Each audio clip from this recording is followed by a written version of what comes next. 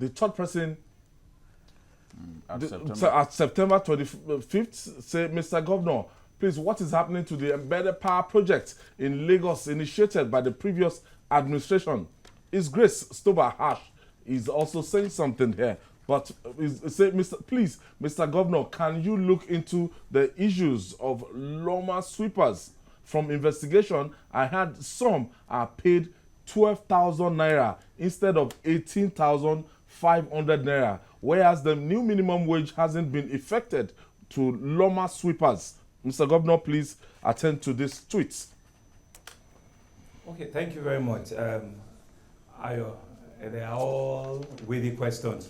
Very quickly, the deep sea port. Yeah. So there's a master plan for the Badagry deep sea port. I'm aware, right? And I know that both the Tinkan and Apapa port is full. So that's why we got the Lekki deep sea port. We believe as Lagosians that we also can take the Badagry deep sea port. But you know that it's a federal decision. It's not only, the approval does not come from us alone.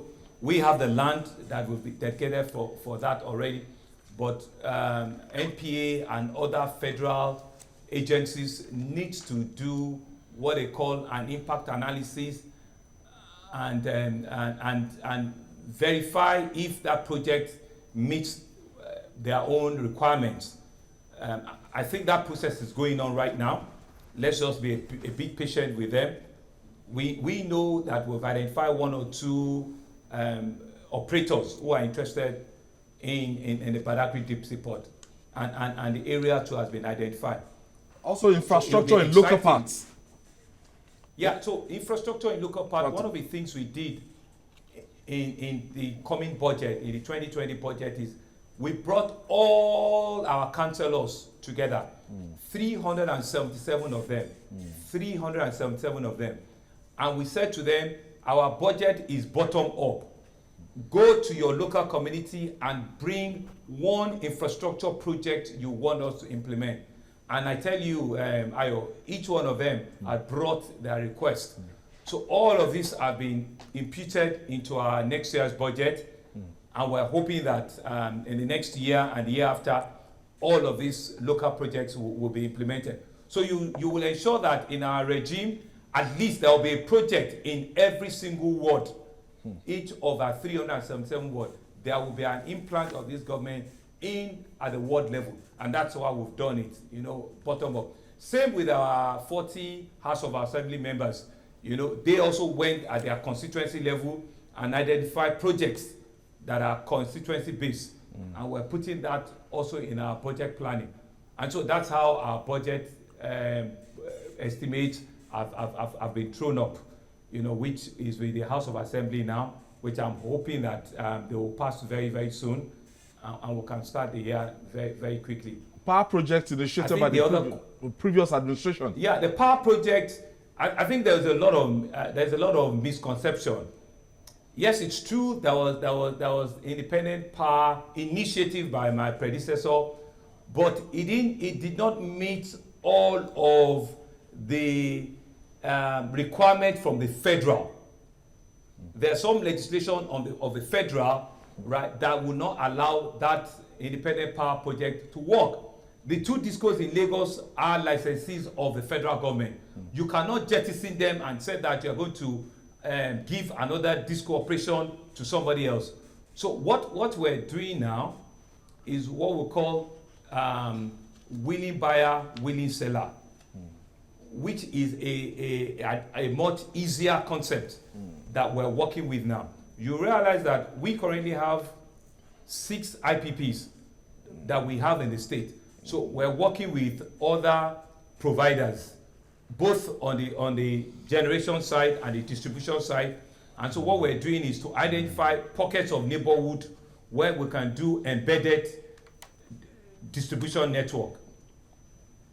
So you need to be careful so that you don't have the distribution companies take you to court, and you cannot implement anything. So we're looking at embedded locations, so we'll give you a distribution network, and you have a tariff that is being mutually agreed between you and the operator, and you can be off the grid.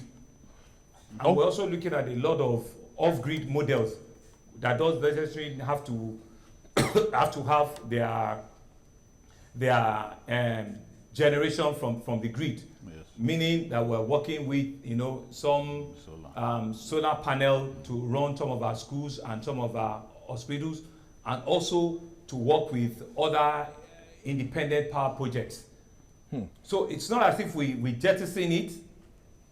It couldn't be implemented in the way in which it was approved because it conflicts with some licenses and some regulations with the federal government. Okay. Right? But we are working with all of the operators, and they understand and they know what I'm talking about. How about the Loma sweepers? How much is their take home? Because we are concerned about this. This for the first time.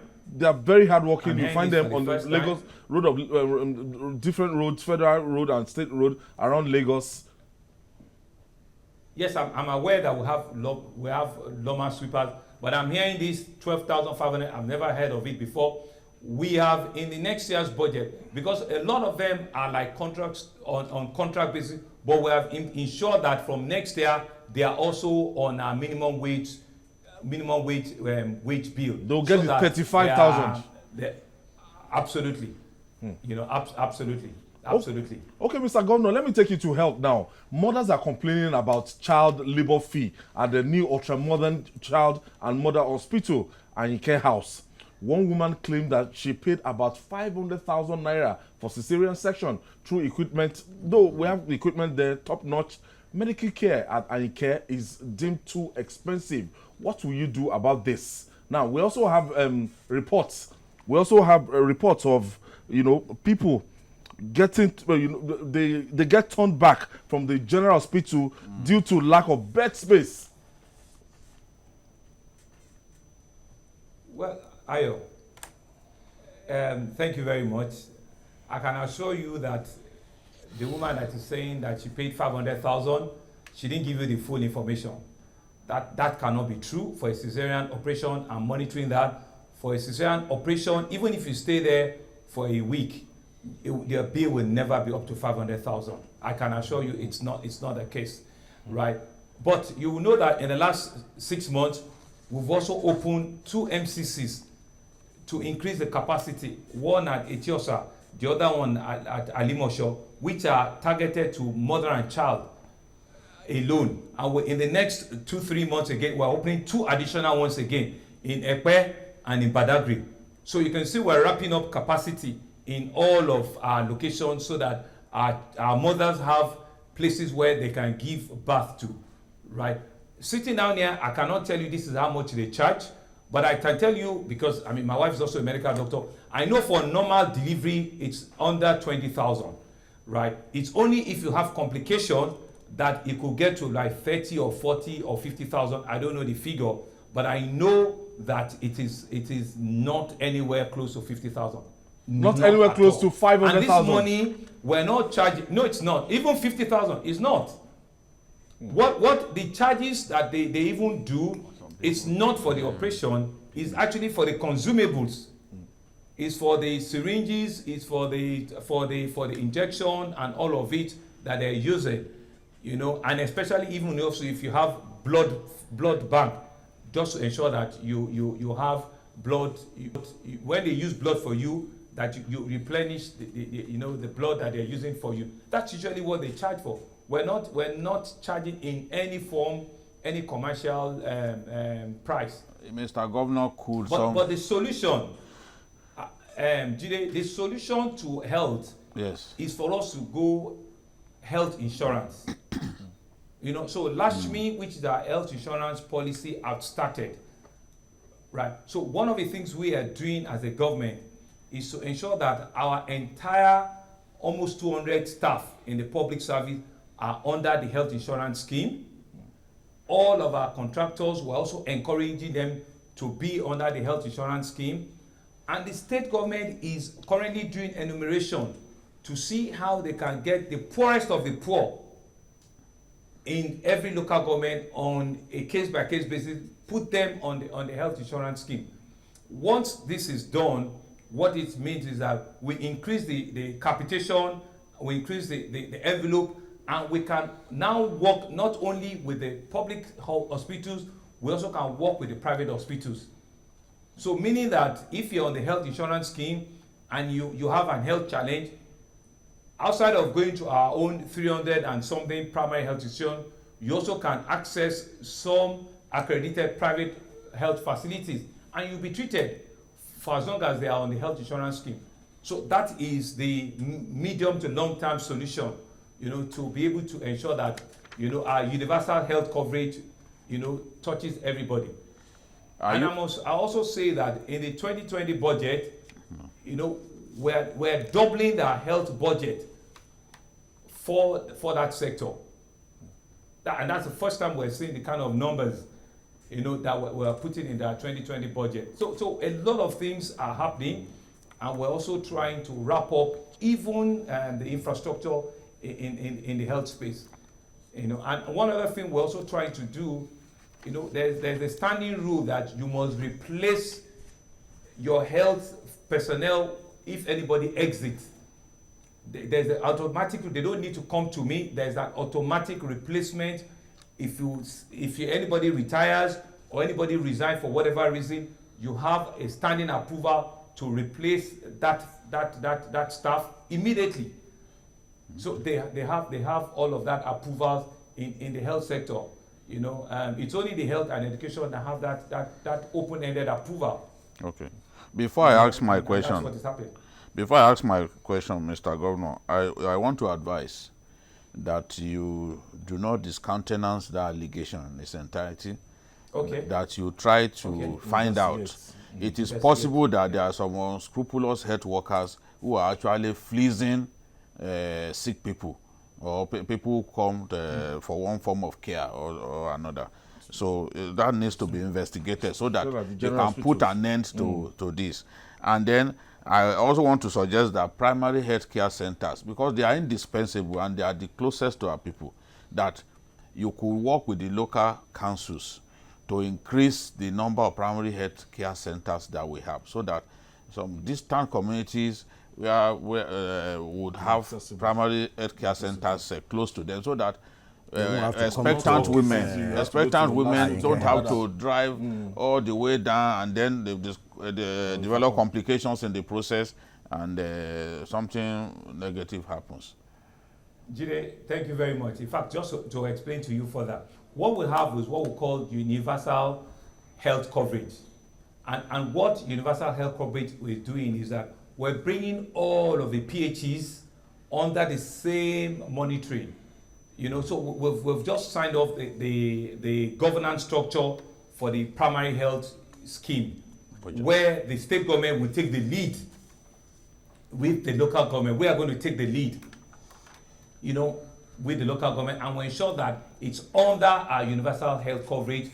Each and every of those 330 primary health institutions will be monitored and managed centrally, and we can deploy staff, we can deploy resources, on a need basis, So we're getting the coverage, the cooperation of our local government, chairman on this. And this is the same model that most states in the country also want to use, so that there's no pressure on the secondary and tertiary health facilities that we have. Yeah, Mr. Governor, thank you. You have scratched the surface of the 2020 budget. Now, we have the 1.17 trillion budget proposal for 2020. And what are the expectations of Lagosians? This is quite humongous in terms of allocation to health, education, agri, infrastructure, transport. I mean, what should Lagosians expect? And when are you going to append your signature to that appropriation bill? Thank you very much, Mojeed. I think it's an audacious budget. It's 1.168 trillion, just a little short of 1.2 trillion. And we're committed to ensure that we deliver on that budget. It is 62% capital expenditure to 38% recurrent expenditure. On all our capital expenditure lines, we see almost double capex numbers on health, on education, on infrastructure, on environment, especially drainage and drainage cleaning. So what Lagosians would see is they will see capital investment going into real areas of human capital development. Our infrastructure will be improved upon because the numbers have increased, roads and all of it. Our health facilities will be wrapped up quicker and faster because we've pushed more budget there. Our education, rehabilitation, improvement, everything around the education sector will also be improved because we're putting more money there. Same with drainage, and slum upgrades and all of the things we need to do around there. So Lagosians should be expecting dividend of democracy quicker and faster in areas that will touch their life. So that's where we've put a significant part of the budgetary allocation. And we're hoping and we're believing that with our very creative financing, we should be able to push on the revenue side. We're not increasing any form of tax for anybody. We're just trying to push, our tax coverage to ensure that people that are not covered are covered. And our services are delivered to people will be quicker and faster so that people can have, a better experience coming to Alausa, and they'll be able to pay more each time they come for services in Alausa. And that's how we've drawn the budget.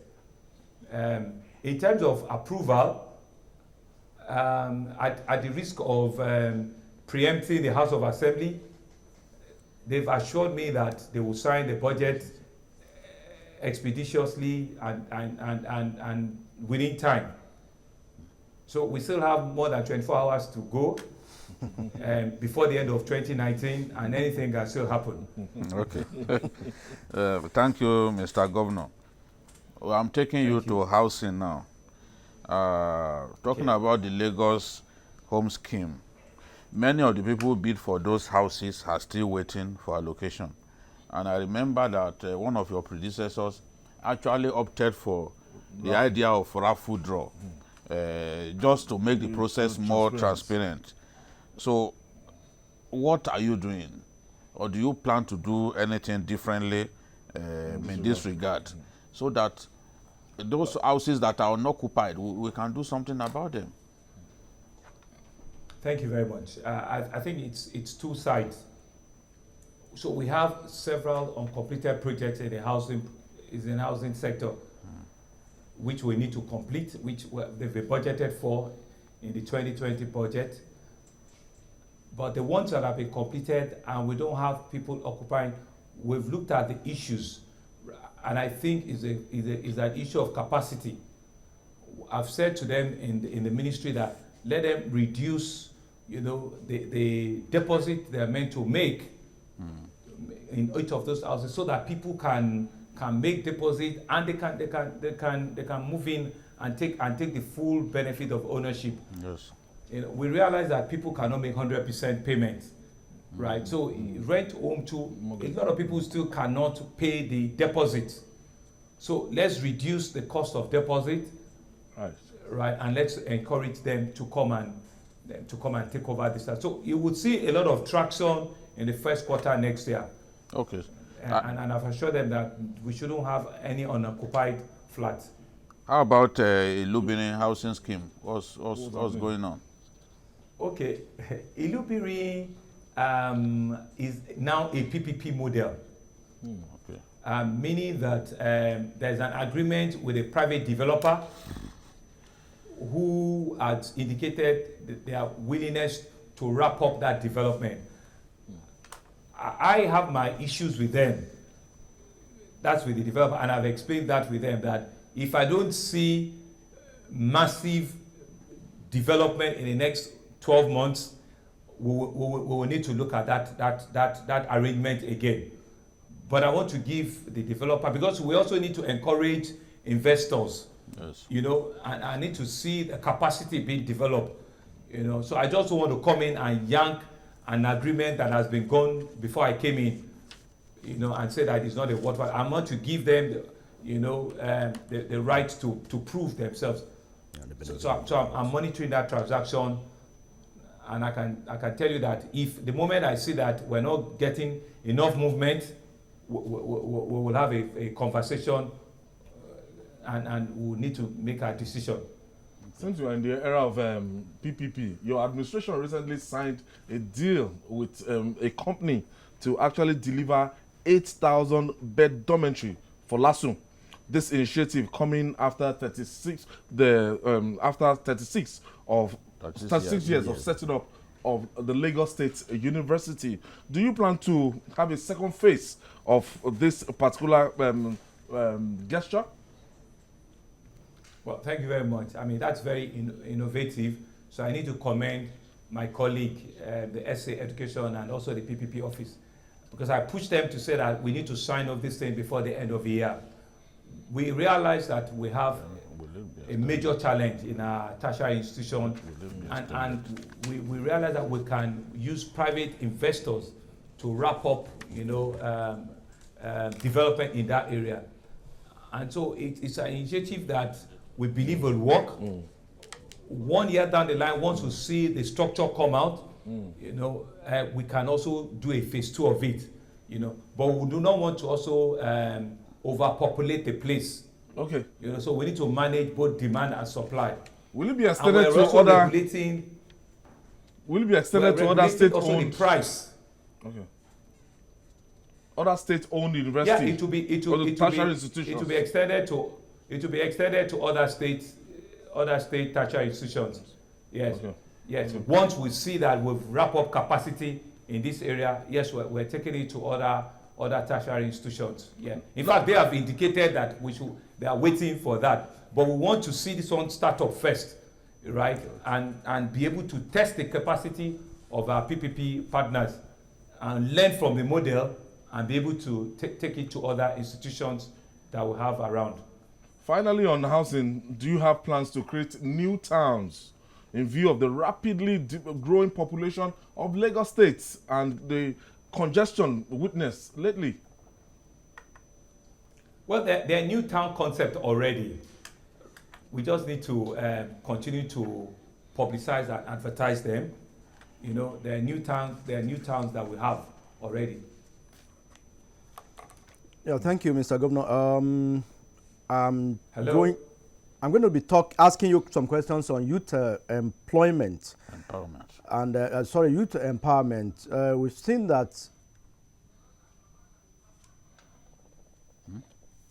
that recently you signed, you just released 250 million naira for technology startups, and also the Lagos State Employment Trust Fund, which was started by the past administration, is also being given some more funds, 10 billion naira for the fund.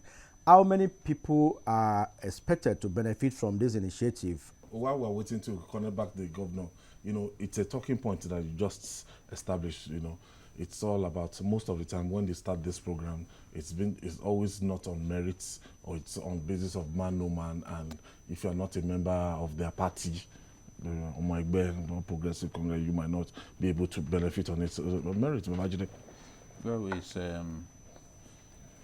I'm sure that the Lagos governor would ensure that this is transparently handled. I've seen some of the beneficiaries of this scheme in the past who are not party men, who are not even introduced by party supporters or party members. I've seen people from the East who are not APC members who have benefited. So this is good. Once someone is resident in Lagos, he pays his taxes here, he is qualified to benefit from any welfare scheme or any scheme at all that the state has designed to make life more meaningful for the people. And I want to believe that the governor will do his best to ensure that the process of selecting beneficiaries is as transparent as possible. Mojeed, we have this problem of, anytime an administration initiates something, the next administration might jettison it. This Lagos State Trust Fund that was established by the former governor Akinwumi Ambode, are we going to consolidate on it, or will we just come up with a new thing? Government is supposed to be a continuum, and I don't see any reason why there should be a break in transmission. More importantly, we have a situation where Lagos has been an APC state since 1999. Yes, we've had instances where the last administration, headed by Ambode, abandoned some of the projects started by Fashola.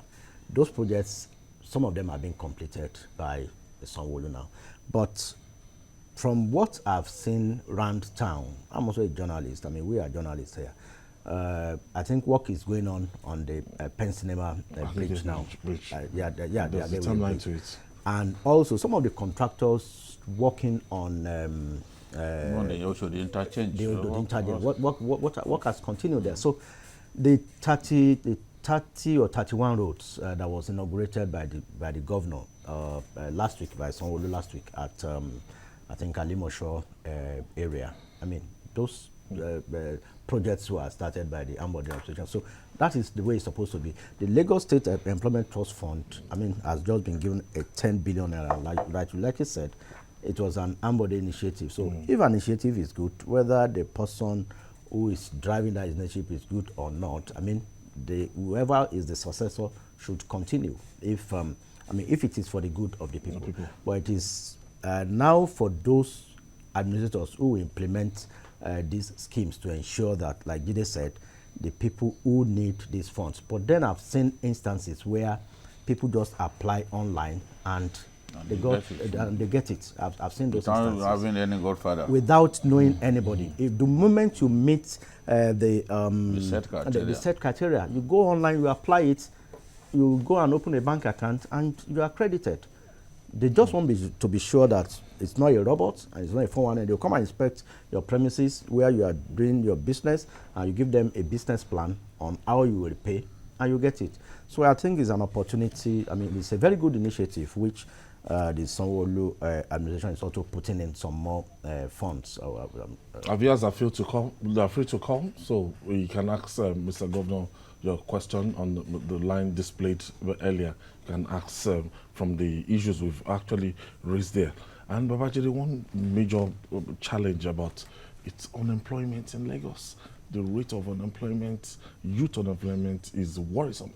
It's not simply in Lagos. Unemployment is a big problem around our country. It's a time bomb. But people see Lagos as a land of opportunities. But I've seen people who have been in this town for 8 years and have remained unemployed. So it's a big problem that we must address as a nation. We have to think of the right policies to come up with that would ensure that youth unemployment especially, because the most productive part of one's life is from the age of 21 to like 38. And a lot of the people within this age bracket are unemployed. So it's a time bomb when you have such people. Their potential needs to be harnessed. Their energy, you must exploit their energy. You have countries like Germany. The population of laborers is aging. Now they are even looking for people from the Arab world and all that to come and work in their companies because the economy is booming. But what do we have? We have graduates being churned out every year, and there are no jobs for them. And even if a lot of the graduates turn to 419, but you see, even that hollow, what's it called? Cannot even take everybody. Saturated. Yes, even the 419, this thing, cannot take everybody. There's a funny musician who said, Gbogbo wa ni Yahoo. Gbogbo wa ò lè jẹ́ Yahoo. Gbogbo wa ò lè jẹ́ Yahoo. It's just not possible. So even the Yahoo business cannot accommodate everybody. We have apprentices now. We now have the schools. Some of them have have graduated taken to Yahoo Plus. A lot of people have not taken to riding motorbikes. Yeah. Commercial motorbikes. Master's degree holder. Yeah, degree holder. Did Dangote not employ graduates the other day as drivers? PhD holders. So that is the thing. Just as the governor has just told us, the governor said anything can happen in 2019, and today is the 30th of December. The breaking news is that the Lagos State House of Assembly has just passed the 2020 appropriation bill into law. Appropriation bill into law. That means if the assembly is passing it today on the 30th of December, that paper will get to Mr. Governor tomorrow, and you can be sure that by Mr. Governor give his pass give this assent and become a full-blown law for 2020. We'll take this break. When we come back, we'll talk more. Please don't go away. Still journalists hangout. We'll be right back. It's our special edition on Lagos State, and we'll be looking at the 6-month administration of Governor Babajide Sanwo-Olu. Mr. Governor, you actually said it, and information reaching us has it that the State House of Assembly has actually passed the 2020 appropriation bill. Well, thank you very much. I'm not in the House of Assembly, but it goes to show that Lagos is working. We're on a live program, and it just goes to show that you even got the information before me. I think we need to commend members of the House of Assembly for doing this great job for Lagosians and for, living up to their responsibility.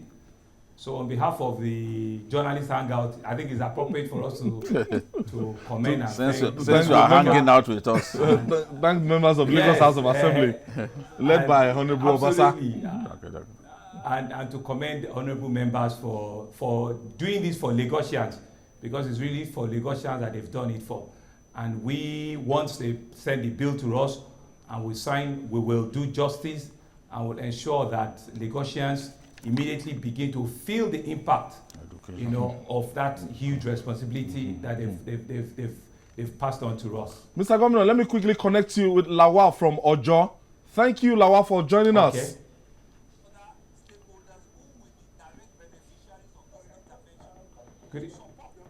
Yes, Lawal. Good evening. Two questions. One, I want to ask Mr. Governor that in this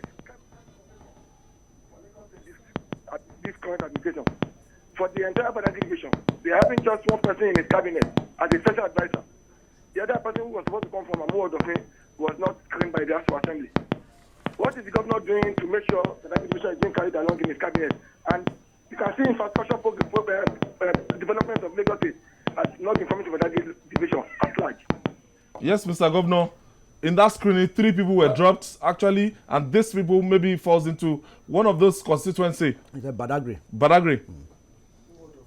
So what are you doing to replace them? Yes, thank you very much, Lawal from Ojo. He rightly observed. But the other thing he didn't say is that the replacement is already in the House of Assembly, and it's for the House to pass the candidate and bring for us once the candidate has been passed. So we've actually sent a replacement to the House of Assembly, and it's with the House of Assembly. Yeah. So regarding infrastructure development, the Lagos-Badagry Expressway is a 10-lane major international corridor, which not only does it have a big weight on our balance sheet, it's a road that we're committed to and we're pushed to ensure that we'll complete it, right? Outside of that, there's another road from Agalaton. It's supposed to bust out after Agbara and connect from the back of Alimosho and there's a bridge that we're doing, a CCCC that is doing the road. It's about 11 kilometers of road, right? And it's supposed to bust out on Badagry Expressway. So it will be able to connect people from Badagry corridor straight to Alimosho, and they can get to Ojokoro, which is another part of Lagos, within 15-20 minutes at best. So that's a major 11-kilometer road that we're doing. And it also has a bridge there. So those two corridors are major interchange that will change the entire infrastructure in Badagry totally, right? And I think the first question is to assure Mr. Lawal that there's a cabinet member coming to join us early next year once the House of Assembly gives the approval. Mr. Governor, I have Ola from Ogudu. Thank you for hanging out with us. Ola, please go ahead with the question. Thank you. Good evening, Mr. Governor. Ola, are you there? My name is Ola Tunji. I'm calling from Ogudu, Lagos. Okay. Mr. Governor, I want to ask, what is the plan of state government on privatization of water? What is the plan for? Plan for Privatization. Water transportation. water transportation. No. Okay, thank you very much. Thank you very much, Ola. What's the plan for water transportation? One of the things that we realize is that government needs to make the investment first before you see the private sector come and do it. It's like what we do on the rail. You need to build the rail infrastructure before even the private sector can bring the rolling stock. So what the government is doing on water transportation, we're building the terminals, we're building the jetties, and we're doing what we call the dredging. You know, so all of that is going on, and we've completed that significantly. But even outside of that, we also are putting our skin in the game. So we've ordered for procurement of boats, and we're going to be launching, I think, 4 or 5 water routes in January. We'll be taking people from Ipakodo to Marina. I think another one from Badore to Marina. Another one from Ijede to Ebuteru. And I think there's a 4th one from, I think it's also Badore, that will take you, no, so it's from Ijede to Badore. We have also gone ahead to procure some boats ourselves. So it's open. We have some interest from some private sector who said that they also want to apply the routes. It's available for them. Some want to make the investment. They have spoken to us. We're just waiting for them, to bring the boats, and we will be, just ensuring that we meet all of the safety standards, which is what LASWA is doing. And we've built the jetties. We've created the right of way, which is the dredging on some of the waterways, and so it's available for the private sector to come in and also come and play in that space. Mr. Governor, we are running out of time, but I want to give you 2 questions rolled into one. With every new government in Lagos in recent times, revenue generation has gone up. What should we expect from your administration? Secondly, what is your plan to freshen up dilapidated infrastructure in our schools? There are still schools in Lagos where the infrastructure is nothing to write home about. Are you going to involve the private sector? What really is your plan? Thank you very much, Jide. So 2 things. For us to have had a budget of 1.16 trillion passed, we're expecting a revenue of about 1 trillion. 1 trillion. So what it means is our revenue will have to go up. It certainly has to go up, and we're doing everything to ensure that we don't overburden the people that are paying taxes, but we just need to increase and enhance the tax coverage. So our revenues have to go up. Like I also mentioned, our services, the quality of our service must go up. People must have a positive experience when they come to Alausa, such that they can have a repeat performance. All of our approvals on building, and all of it that people don't want to approve, they will bring it up and we can give those approvals, right? Regarding the school rehabilitation, we set up what we call the School Rehabilitation Committee, And so we've charged them with an immediate rehabilitation of over 300 schools. 300 schools are what they're starting with in the phase 1 of it. And we've identified about 150 of them. So they're going around even during this holiday period to identify the state and each of these schools, right, so that it can be part of the budget, you know, that we've earmarked for next year. So we're taking up about 300 schools for rehabilitation in our 2020 budget, and that's why we have an increase in the capital expenditure for education sector. So yes, we're renovating and we're rehabilitating most of our schools that are in those dilapidated states. And we're also equipping them with furniture, with learning environment. We're also going forward to ensure that we increase the skills of our teachers. Well, not just the infrastructure in the school, but we need to also improve and increase the quality of our teachers so that outputs can be improved. So we're currently recruiting more teachers, right? After the recruitment, they're going through training. Even as I speak to you, about 5,000 teachers are currently being trained. About 5,000 are currently being trained so that we can, once the students start in January, they'll see brand new, encouraged, motivated teachers that are in front of their classes with learning handheld devices to help them, you know, be able to deliver on the quality of the studies. In 60 seconds, your last word to Lagosians ahead of 2020. Thank you very much. First is to thank all of you guys for bringing me on this show today. Second is to thank our House of Assembly for helping us sign the very big, audacious budget for next year. But lastly is to tell the Lagosians, you know, that 2020 is a year that we're committed to. It will be our first full one-year budget as a government, and like we have said, that we're not just lip servicing it. Lagos will see development that it has never seen before. You know, on all our infrastructure that we've promised, we're going to be very heavy, we're going to be bold, we're going to be very audacious, you know, in all of the things we've promised, be it in infrastructure, be it in traffic management, be it in public transportation, be it in health, be it in education, be it in security coverage, be it in tourism and entertainment.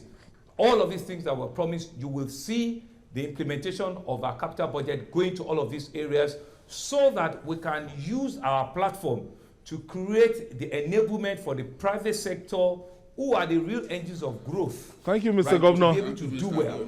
Once they do well, businesses will do well, jobs will be created, and our people will be taken out of the our time flies. It's just it's like 2 hours. It's getting to 2 hours now. We wish you happy New Year, Governor. In advance. And, thank you very much, Jide. A fruitful 2020. I wish you well.